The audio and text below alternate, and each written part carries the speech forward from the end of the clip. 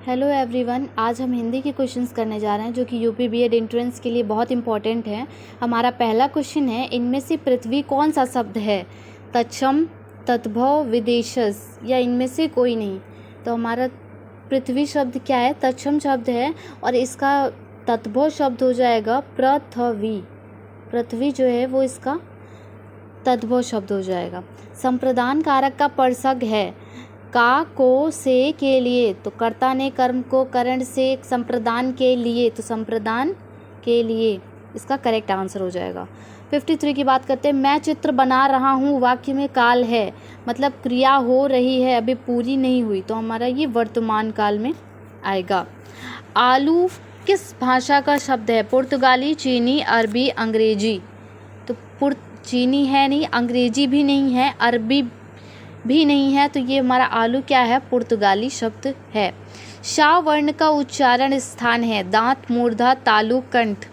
तो शाह वर्ण का उच्चारण मूर्धा से होता है, मूर्धा से और होते हैं टा, ठा, डा, ढा, ड़ा, ये सब मूर्धा से होते हैं।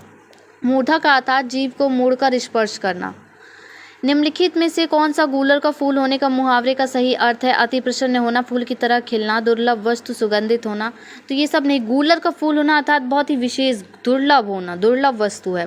शुद्ध शब्द को स्त्रीवाचक बनाने के लिए किस प्रत्यय का प्रयोग होगा? ई, इक, आ। तो शुद्ध मतलब होता, शुद्ध का अर्थ होता है बेटा, और इसको बनाने के लिए अगर हम शुता कर दें, आ प्रत्यय का प्रयोग कर दें, तो ये हमारा बेटी हो जाएगा, जो कि वो स्त्रीवाचक में कन्वर्ट हो जाएगा। अब आगे के क्वेश्चंस देखते हैं। हमारा 58 क्वेश्चन कहता है, पैरों से लेकर सिर तक का एक शब्द क्या होगा? अधोपांत, अपादमस्तक, नतमस्तक, इनमें से कोई नहीं। तो पैरों से लेकर सिर तक, देखिए अपादमस्तक अगर आप बोलेंगे तो अपादमस्तक, तो पैरों से लेकर सिर तक के लिए एक शब्द ये है। अधोपांत का मतलब हो जाता है आदि से लेकर अंत तक, और नतमस्तक तो आप जानते ही हैं, किसी के सम्मान में सिर झुकाने वाला। 59 क्या है? काव्य में भाव तथा कला के सौंदर्य को बढ़ाने वाले कारक कहलाते हैं रस, छंद, चौपाई, अलंकार। तो सौंदर्य को बढ़ाने के लिए हमेशा हम अलंकार का प्रयोग करते हैं। हिंदी के सर्वश्रेष्ठ हास्य व्यंग निबंधकार हैं हरिशंकर परसाई, जयशंकर प्रसाद, आचार्य राम प्रसाद शुक्ल, महावीर प्रसाद द्विवेदी। तो हरिशंकर प्रसाद जो है सर्वश्रेष्ठ हास्य व्यंग निबंधकार थे और वे हिंदी के पहले रचनाकार थे। 61 क्वेश्चन, षडानन शब्द के सही संधि विच्छेद पर सही का निशान लगाएं। षडानन, षड प्लस आनन, षड प्लस आनन, षडा प्लस आनन, षड पडा प्लस नन, षट प्लस आनंद। तो इसका संधि विच्छेद क्या हो जाएगा? षट प्लस आनंद। यहाँ पे टा और प्लस बड़ा आ मिलके डा बना रहा है, और यहाँ पे व्यंजन संधि का प्रयोग हो रहा है। चक्रधर शब्द है ऋण, यौगिक, योगऋण, विदेशी। तो चक्रधर कैसा शब्द है हमारा? तो चक्रधर हमारा योगऋण शब्द है। योगऋण शब्द क्या है? क्योंकि ये दो शब्दों से तो बन के मिला है, चक्र प्लस धर, ये योग से बना है, और इसका अर्थ जा रहा है चक्र को धारण करने वाला, अर्थात विष्णु जी के में, जो कि एक अर्थ में रूढ़ है, और ये यौगिक और रूढ़ दोनों बना है, तो ये हमारा क्या हो जाएगा? योग रूढ़। 63 क्वेश्चन की बात करते हैं। 63 में कह रहा है, निम्नलिखित में अनिश्चयवाचक सर्वनाम है कुछ, कौन, यह, क्या। अनिश्चयवाचक सर्वनाम है जिसकी निश्चित वस्तु का बोध ना हो, तो इसमें क्या हो जाएगा हमारा? ऑप्शन कुछ। कुछ से बोध नहीं हो रहा कि कितना है कितना नहीं है, तो ये अनिश्चय हो गया। संबंध बोधक अव्यय किसके साथ प्रयुक्त होता है? 64 क्वेश्चन, संज्ञा अथवा सर्वनाम के, विशेषण के, क्रिया के, काल के। तो सर्वनाम संबंध बोधक अव्यय संज्ञा तथा अथवा सर्वनाम के लिए प्रयुक्त होता है। स्थायी भाव को जागने 65, अस्थायी भाव को जगाने और उद्दीप्त करने वाला कारक है आलंबन, उद्दीपन, विभाव, अनुभाव। तो क्या हो जाएगा हमारा? स्थायी भाव को जगाने और उद्दीप्त कराने वाला कारक विभाव कहलाता है। विभाव दो प्रकार के होते हैं, आलंबन विभाव और उद्दीपन विभाव। इसका मतलब होता है जो व्यक्ति, वस्तु या परिस्थितियां स्थायी भाव को उद्दीपित या जागृत करती हैं, उन्हें हम विभाव कहते हैं। 66 क्वेश्चन क्या है? ज्यों ज्यों निरई हैं नेरे हैं नहीं, त्यों त्यों खरी निकरे हैं सा निकाई। पंक्ति में अलंकार है, कौन सा अलंकार है? ज्यों ज्यों निहरी हैं नेरे हैं नहीं, त्यों त्यों खरी निकरे सा निकाई। तो इस पंक्ति में पुनरोक्ति या उपमा रूपक अनुप्रास, तो इसमें पुनरोक्ति अलंकार हमारा करेक्ट आंसर है। क्यों? जिसमें देखिए ज्यों ज्यों त्यों त्यों का प्रयोग हो रहा है, इसलिए ये हमारा पुनरोक्ति अलंकार है। इनमें से कौन सा शब्द शुद्ध है? उज्ज्वल, दीपक, दीपक, मूर्ति, इनमें से कोई नहीं। कौन सा शब्द शुद्ध है बात कर रहा है? तो इनमें से कोई नहीं, शुद्ध इसमें कोई नहीं। उज्ज्वल भी नहीं है, मूर्ति भी नहीं, मूर्ति में देखिए छोटे ओ की मात्रा लगी हुई है। दीपक में देखिए दीपक है, दीपक। तो और जो है उज्ज्वल, उज्ज्वल में देखिए पूरा दोनों जो है जा जो है आधे आधे होते हैं। तो अब 68 क्वेश्चन पे बात करते हैं। निम्नांकित एक शब्द में उपसर्ग नहीं लगा है, किसमें नहीं लगा? अतिक्रमण, प्रतिक्षण, सुगम या दर्शन। तो किसमें उपसर्ग नहीं लगा है? दर्शन में उपसर्ग नहीं लगा हुआ है, क्योंकि दर्शन शब्द दर्श प्लस धातु में अन प्रत्यय का लगने से बना है, जिसमें ये अन प्रत्यय लगा है, इसमें उपसर्ग नहीं लगा है। बल्कि अति में, इसमें अतिक्रमण में अति उपसर्ग है, इसमें प्रति उपसर्ग है, इसमें शु उपसर्ग है। अब हम बात करते हैं हमारा नेक्स्ट क्वेश्चन 69 क्वेश्चन क्या कहता है? दृश्य काव्य के अंतर्गत आते हैं नाटक और प्रहसन, नाटक और कहानी, नाटक और व्यंग, प्रहसन और कहानी। तो इसमें हमारा आता है नाटक और प्रहसन, हमारा करेक्ट आंसर हो जाएगा। जो आनंद हम काव्य को देखकर पाते हैं तो वह दृश्य काव्य कहलाता है। 70 क्वेश्चन की बात करते हैं। इसमें ये जो चिन्ह है ये है क्या? लाघव चिन्ह, पुनरोक्ति बोध चिन्ह, आदेश चिन्ह या फिर हंस पद चिन्ह। तो ये हमारा कौन सा चिन्ह होगा? तो ये पुनरोक्ति बोध चिन्ह है हमारा। अब हम बात करते हैं 71 क्वेश्चन।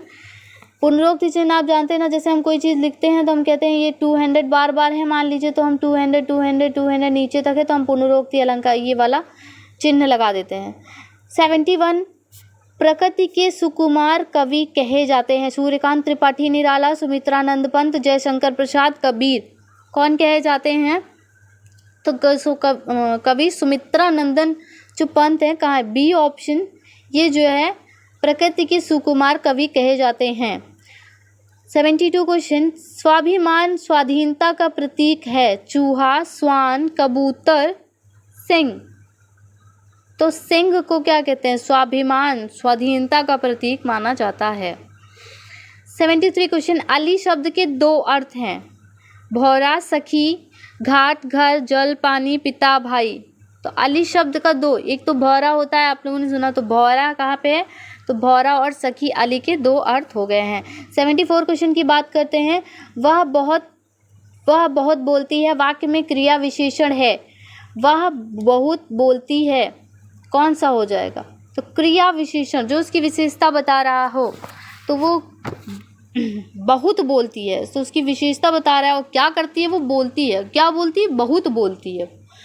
उज्ज्वल पद में संधि है, दीर्घ, गुण, व्यंजन, विसर्ग।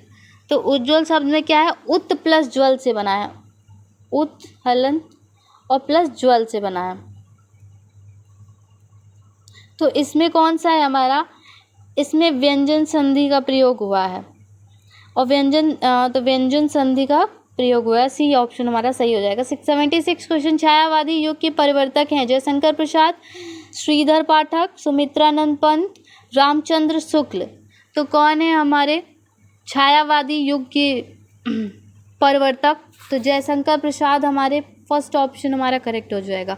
77 पावक शब्द उदाहरण है। दीर्घ स्वर संधि का, गुण स्वर संधि का, वृद्धि स्वर संधि का, अयादि स्वर संधि का। किसका पावक शब्द है ऑप्शन? कौन सा ऑप्शन सही होगा?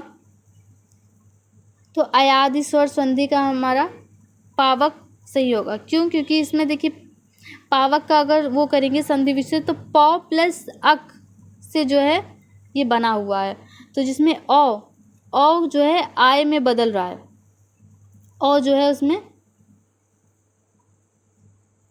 आव में बदल रहा है, पावक। तो इसमें